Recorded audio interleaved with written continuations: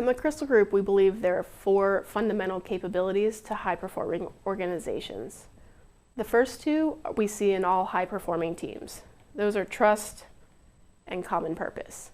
And to scale high-performing teams to becoming a high-performing organization, you also need shared consciousness, which is similar to broad situational awareness, where you have emergent intelligence, as well as empowered execution.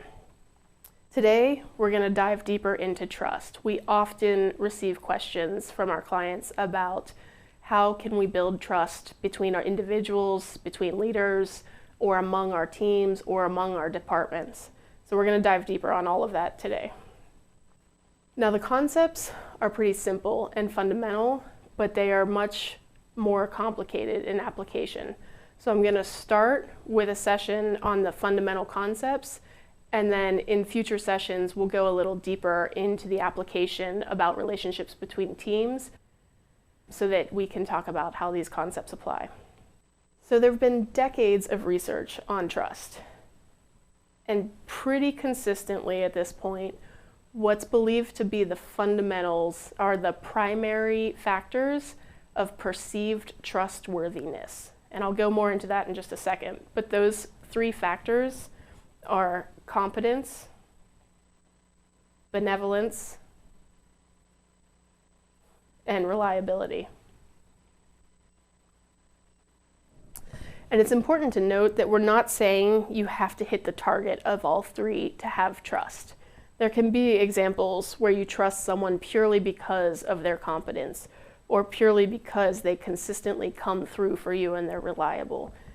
What's important is the context around all 3 factors.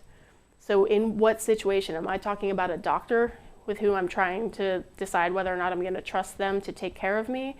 Or am I talking about a coworker and we're going to need to work together over a long period of time? Different factors will have a different importance in those situations. If there's one item to take away from this, from just the fundamental concepts, it's to reflect on your own personal preference and style of both earning and giving trust. So when I say reflect, what I mean is think of a few examples of relationships that you have at work.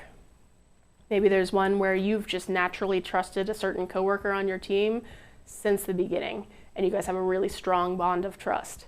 There may be another example where you work well side by side with someone, but you just don't trust them as much as that other coworker. And then there could be another example where there is someone you actively distrust.